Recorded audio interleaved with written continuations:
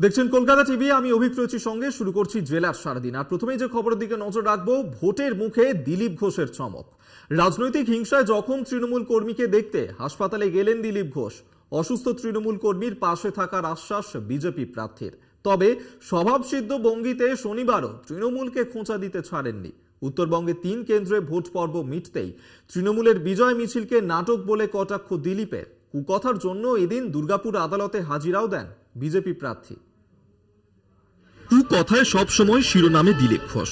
Vote প্রচারে মুখ্যমন্ত্রীকে কুকথার জন্য জোড়া নোটিশও পেয়েছেন তিনি, তবু বদলাননি দিলীপ ঘোষ। দিলীপ ঘোষ রয়েছেন দিলীপ ঘোষেই। সেই কুকথার জন্য শনিবার দুর্গাপুর আদালতে হাজিরা দিলেন বর্ধমান দুর্গাপুরের বিজেপি প্রার্থী। 4 তারিখের পর দেখা যাবে কে শাস্তি পাচ্ছে। যার সঙ্গে তার পার্টির লোক নেই, সে ডায়লগ দিলে কে শুনবে। আমি যেখানে যাই প্রথম মামলা দিয়ে ওয়েলকাম করে আমাকে। এখানে আসার সঙ্গে মামলা হয়েছে। আসলে আমার নামে মামলা করে অনেকে বিখ্যাত হতে চায়, আমাকে আবার কোর্ট যেতে হয়। তবে ভোটের মুখে চমক দিলেন কুকথার শিরোমণি দিলীপ ঘোষ। ঈদের আগের রাতে গলসির মনোহর সুজাপুরে গোষ্ঠী কোন্দলে জখম তৃণমূল কর্মী স্বপন মল্লিককে দেখতে হাসপাতালে গেলেন দিলীপ ঘোষ। বিরোধী দলের জখম কর্মী ও তার পরিবারের পাশে থাকার আশ্বাসও দেন বিজেপি প্রার্থী। এই যে নৃশংস রাজনীতি, নৃশংস হিংসা, তার প্রতিবাদ আমরা বারবার করে এসেছি। তার জীবন্ত প্রমাণ হচ্ছে স্বপন। ভগবানের ইচ্ছে বেঁচে গেছে, বেচারা রোজা শেষ করতে পারেনি, ঈদ করতে পারেনি, হসপিটালে ভর্তি হতে। যারা ওদের নিয়ে রাজনীতি করছে মুসলমানদের, তারা কেউ দেখতে আসেনি, বরং ধমকাচ্ছে, কাউকে বলা চলবে না। আমি খবর পেলাম, আমি দেখতে এসেছিলাম। এদিন দিলীপ ঘোষের সামনে ঘাসফুল শিবিরের গোষ্ঠীদ্বন্দ্বের বিষয়ে মুখ খোলেন জখম তৃণমূল কর্মী স্ত্রী। ওরা কারা মেরে দুষ্কৃতিতে মেরেছে আমাদের গ্রামের লোকই। তারা কি কোন দল করে রাজনৈতিক করে? কোন দল করে তারা? ওরা ওই গোষ্ঠীদ্বন্দ্ব।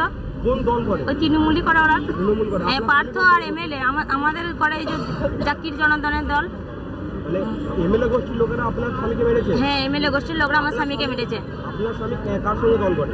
আমার স্বামী এমএলএ সাথে করে না, ওই জাকির জনার্দন ওদের সাথে দল করে। ব্লক সভাপতি? হ্যাঁ, ব্লক সভাপতির সাথে দল করে। শনিবার সকালে চায় পে চর্চায় তৃণমূলকে আক্রমণ করেন দিলীপ ঘোষ। উত্তরবঙ্গের 3 আসনের ভোটের পর বিজয় মিছিলকে ড্রামাবাজি বলেন দিলীপ। এসব ড্রামাবাজি চলবে, 4 জুনের পরে বোঝা যাবে কে কোথায় আছে। টিএমসি যত হারছে তত গলার আওয়াজ করছে, সবাইকে দোষ দিচ্ছে। নির্বাচন কমিশন থেকে আরম্ভ করে সেন্ট্রাল ফোর্স থেকে আরম্ভ করে সবাইকে গালাগালি দিচ্ছেন মুখ্যমন্ত্রী।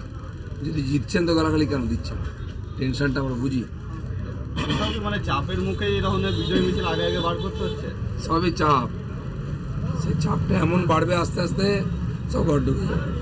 তৃণমূল কংগ্রেসের তরফে পাল্টা কটাক্ষ করা হয়েছে দিলীপ ঘোষকে। আমরা প্রথম দিন থেকেই দেখছি তো ওই চা চক্রের মধ্যেই দিলীপ ঘোষের সমস্ত কিছু সীমাবদ্ধ। চা খাওয়া এবং আজে বাজে বিবৃতি দেওয়া, এটাই হচ্ছে তার সমস্ত রাজনৈতিক পরিধিটা এর মধ্যেই সীমিত। যে কথা বলছেন, বলে দিলেন যে তৃণমূলের গলার জোর বাড়ছে। তৃণমূলের গলার জোর বাড়বেই তো। আমরা মোদীকে চ্যালেঞ্জ করছি, পশ্চিমবঙ্গে একটা আসন দিচ্ছি না, উনি নিজের সিট জিততে পারবেন না, ওনাকে ওনার পার্টি দূর করে দিয়েছে, নিজের জায়গা থেকে বিতাড়িত করেছে, সেই নিয়ে কিছু কথা বলুন না। সব মিলিয়ে প্রথম দফার ভোটের পরের দিনই দিনভর শিরোনামে রইলেন বিজেপি প্রার্থী দিলীপ ঘোষ। চন্দন সেনগুপ্ত, সঞ্জীব সুইয়ের রিপোর্ট, কলকাতা টিভি।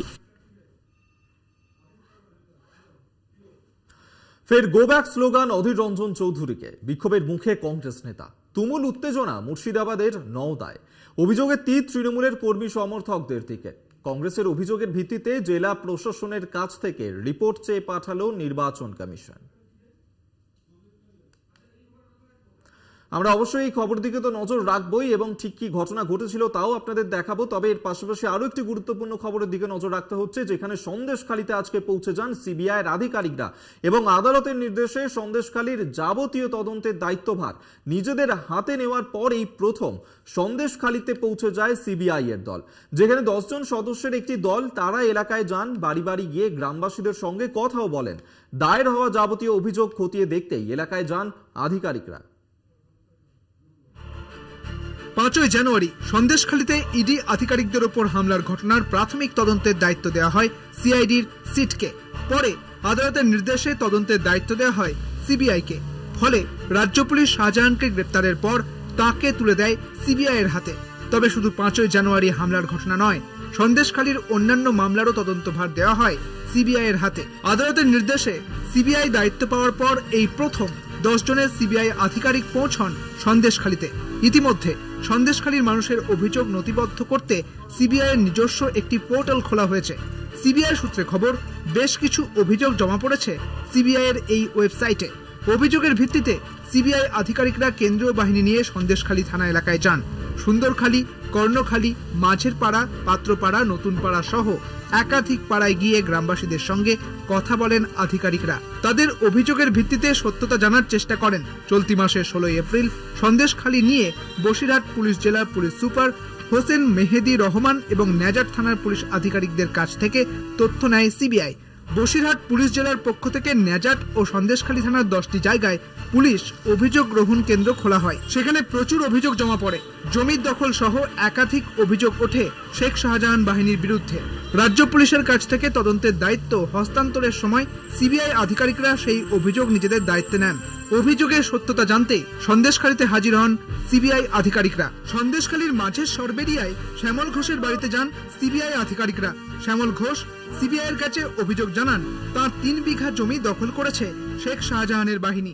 সেই জমির বিষয়ে তদন্ত করতে দখল হয়ে যাওয়া মাছের ভেড়িতে যান সিবিআই আধিকারিকরা। অর্চনা ঘোষের অভিযোগ, জোর করে জমি দখল করে শাহজাহানের বাহিনী। অভিযোগের ভিত্তিতে তার বাড়িতে যায় সিবিআই টিম। বলতেছি যে আমরা জমি ধান চাষ করতাম, তারপরে আবার মাছ চাষ করতাম, সেই সব কাগজপত্র দেখতেছে, ওরা একটু চেষ্টা করতেছে, আমরাও দেখি, ওদের ওপরে ভাড়াপন দিয়েছি। দেখানো দখল করেছে শাহজাহানের ভাগনা। হ্যাঁ, জানিয়েছিলাম, শাহজাহান শেখের কাছে জানিয়েছিলাম। শাহজাহান শেখের কাছে বিচার দিলাম। শাহজাহান শেখ বলে আচ্ছা দিন করলো। শাহজাহান শেখ বলে তোমাদের নামে কোনো কাগজই নেই, ওদেরই নামে কাগজ হয়ে গেছে, তোমরা কি করবে বলে আমাদের হেঁকে তেড়ে দিল। আমরা সব সুকুমার পাত্র, শ্যামল ঘোষ, পালান ঘোষ, জটাই পাত্র, জটাই সর্দার, সুবোধ রঞ্জিত, পুলিশ সর্দার, প্রশান্ত পাত্র, এদের 3 একর 15 শতক জমি দখলের অভিযোগ ওঠে শেখ শাহজাহান এবং তার ভাগ্নে মিজানুর শেখের বিরুদ্ধে। সিবিআই এর কাছে অভিযোগ জানান শ্যামল ঘোষ। তার তদন্ত করতে মাঝের সরবেরিয়ায় যায় সিবিআই। 2 ঘন্টা ধরে এলাকা ঘুরে দেখার পর সন্দেশখালী ছাড়ে সিবিআই এর প্রতিনিধি দল। সন্দেশখালী থেকে সঞ্জিত চক্রবর্তীর রিপোর্ট, কলকাতা টিভি। জেলা সারাদিনে এখন সময় একটা ছোট্ট বিরতির পর ফিরছি, সঙ্গে থাকুন।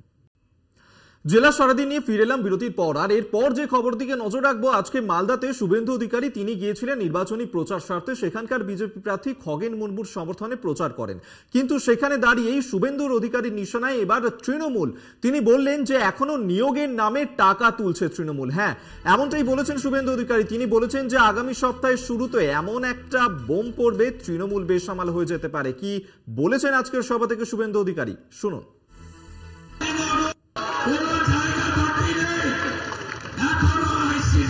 চাকরির নামে, আশা কর্মী নিয়োগের নামে 2 হাতে টাকা তুলছে। কালকে রবিবার, আগামী সপ্তাহ শুরু হতে চলেছে।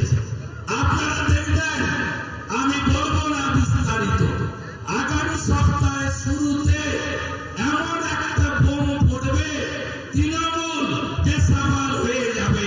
নিশ্চিন্ত থাকুন, তৃণমূল কুল কিনারা পাবে না, সেই ব্যবস্থার দিকে যাচ্ছে। অপেক্ষা করতে থাকুন। কোন জায়গা বাকি নেই। এখনো আইসিডিএস এর চাকরির নামে, আশা কর্মী নিয়োগের নামে 2 হাতে টাকা তুলছে। কালকে রবিবার, আগামী সপ্তাহ শুরু হতে চলেছে। আপনারা দেখবেন, আমি বলবো না বিস্তারিত, আগামী সপ্তাহের শুরুতে এমন একটা বোম পড়বে, তৃণমূল বেসামাল হয়ে যাবে। নিশ্চিন্ত থাকুন, তৃণমূল কুল কিনারা পাবে না, সেই ব্যবস্থার দিকে যাচ্ছে। অপেক্ষা করতে থাকুন।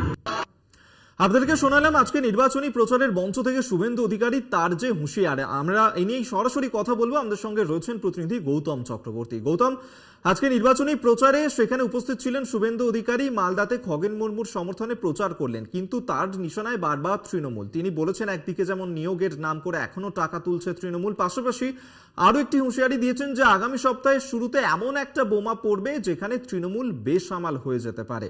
ঠিক কি ইঙ্গিত দিতে চাইলেন বিরোধী দলনেতা, কোন প্রসঙ্গে এই কথা বললেন তিনি? দেখো তোমাকে প্রথমে বলে রাখি যে মালদা, উত্তর মালদা লোকসভা আসনের রতুয়াটা একটা খুব গুরুত্বপূর্ণ জায়গা, কারণ তৃণমূল কংগ্রেসের যিনি জেলা সভাপতি তার বাড়ি হচ্ছে এই রতুয়াতে, এবং উনি যখন আরএসপি করতেন তখন এই শুভেন্দু অধিকারী তৃণমূল করতেন। সেই সময় শুভেন্দু অধিকারীর হাত ধরেই তার আরএসপি থেকে তৃণমূল দলে যোগদান, এবং শুভেন্দু অধিকারীকে এই রহিম বক্সি, যিনি মালদা জেলা তৃণমূল কংগ্রেসের জেলা সভাপতি, উনি আগে আরএসপি করতেন, সেই রহিম বক্সি বলেছিলেন যে এই শুভেন্দু অধিকারী যদি কোনো সময় রতুয়াতে আসে তাহলে তাকে দেখে নেওয়া হবে। আজকে এই মঞ্চে দাঁড়িয়ে শুভেন্দু অধিকারী রহিম বক্সি এবং তার ছেলে বাবু বক্সিকে একদম সরাসরি চ্যালেঞ্জ করেন যে কই রহিম বাবু, আমি আপনার এলাকায় এসেছি, যদি আপনার ক্ষমতা থাকে আমাকে আটকে দেখান, কোথায় যেতে হবে বলুন। আপনি এবং আপনার ছেলে এখনো পর্যন্ত আইসিডিএস এবং আশা কর্মী নিয়োগ এই সমস্ত নিয়ে টাকা তুলছেন এবং চাকরি দিচ্ছেন। আপনার বিরুদ্ধে সমস্ত কিছু তথ্য প্রমাণ আমাদের কাছে আছে, এবং আপনি যে আমাকে চ্যালেঞ্জ করেছেন যে রতুয়ায় ঢুকলে আপনি আমাকে আটকাবেন, আজকে আমি ঢুকে দেখালাম রতুয়াতে। এর সঙ্গে সঙ্গে উনি বলেন যে এই গুন্ডা মস্তান তৃণমূল কংগ্রেসের রহিম বক্সিকে বলে দিতে চাই যে শেখ শাহজাহান এবং কেষ্ট অর্থাৎ অনুব্রত মণ্ডল তাদের অবস্থা কি হয়েছে আপনি জানেন, সুতরাং ফালতু চ্যালেঞ্জ করবেন না। এর সঙ্গে সঙ্গেই তিনি পরক্ষণে তিনি বলেন যে সামনের সপ্তাহে একটি বিরাট বড় বোমা ফাটবে। আমি আর এর বেশি কিছু বলতে চাই না, আপনারা অপেক্ষা করুন, দেখতে পাবেন। অর্থাৎ তৃণমূল কংগ্রেসকে আবার একটা চরম হুঁশিয়ারি দিলেন। অতীতেও আমরা দেখেছি অভিক যে এই শুভেন্দু অধিকারী একটার পর একটা বেশ কয়েকবার ডেটও দিয়েছিলেন, যে ডেডলাইন যে অমুক তারিখ, ডিসেম্বর মাসে 14 তারিখ, নভেম্বরের 17 তারিখ, এইরকমভাবে উনি ডেট দিয়েছিলেন যে এই শাসক দলের চরম পরিণতি হবে, কিন্তু সেই ডেটের তেমন কিছুই ঘটেনি। লোকজন ব্যঙ্গ বিদ্রুপ করছিল, তারিখ এরকমও কেউ কেউ বলছিল এই আইন শৃঙ্খলার অবনতি হচ্ছে কেন, সিইও জবাব দাও। একেবারেই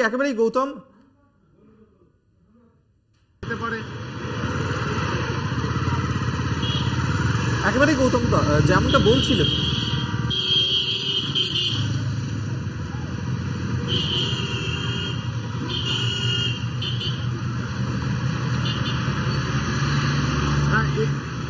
এরপরেই কিন্তু উনি সঙ্গে সঙ্গে নিচে নামতে গিয়ে বলেন এই যে মুর্শিদাবাদে যে গন্ডগোলটা হয়েছে, দাঙ্গাটা হয়েছে, সে প্রসঙ্গ কিন্তু মুখ্যমন্ত্রীকে ব্যঙ্গ করে বলেন যে জালি হিন্দু, এই কথাটাও কিন্তু উনি বলছিলেন তার কর্মীদের মধ্যে, এবং সেখান থেকে বেরিয়ে উনি চলে যান মালদার ইংরেজ বাজারের অমৃতিতে সভা করতে। অভিক, একবারই তাই। ধন্যবাদ তোমায় গৌতম চক্রবর্তী, এতক্ষণ সরাসরি আমাদের সঙ্গে ছিলেন প্রতিনিধি।